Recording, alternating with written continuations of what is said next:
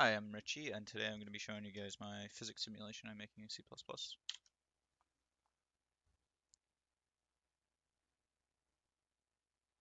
So as you can see, there's about 30 balls in this little Plinko machine, and they're all simulating based on gravity, bouncing off of each other, you see some there, and off of this dynamic environment.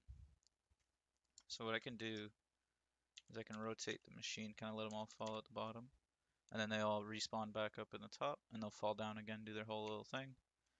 Those boxes moving back and forth are on a little script, so they can it's a sine wave and they're just moving back and forth, kind of just in the way of the spheres as they come down to demonstrate their dynamic collision.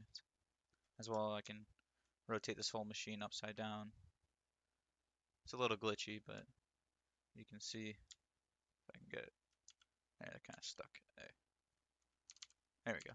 They can come falling all down, all down. It's all dynamic and done runtime. Now they're kind of getting stuck because this glass panel in front of it. I can turn on the debug mode and we can kind of see all the collisions happening. Oh, that one was cool. Bounced off a few times. Oh, it's hitting everything on the way down. And so in here we have sphere to sphere. There is sphere to environment with the it's running a check on all the triangles on this machine, on the I guess Plinko machine it's called, and it's being checked every frame update right now, doing a very broad phase. Like the whole thing's being checked every frame. Um, those boxes are all dynamic, the positions are updating and their collisions are updating. I can actually move the whole machine around as well. And it's updating all those collision boxes. There's no problems with any of that. Everything's done in runtime. There's no trickery or nothing like that. And we can do, oh, I can demonstrate moving one of these balls around.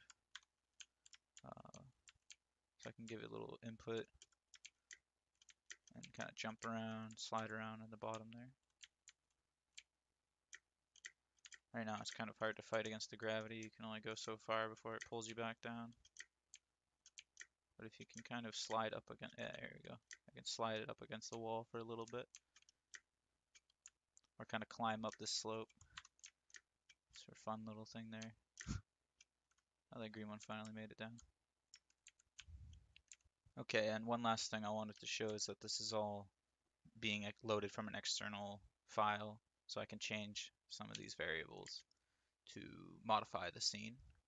So if we open up our scene file here, and we can scroll up, we'll change our camera position, move it way out to like 50 or something, so we'll be really far away. And then I'll go and change the color of this Plinko machine case to be like a really strong purple or pink, whatever this will end up being. And you know, just for the heck of it, let's go down and modify our gravity value, which is set to 9.8. We'll make it kind of like a lot weaker, maybe 2.0 or something, just for the fun. And we can see that the balls are falling a lot slower. Gravity's really not affecting them. They don't care so much. Oh, just boop-a-doo. And it's got that really pink. We were really far away. Everything's being loaded in from that external file. And that was everything. Thanks for watching.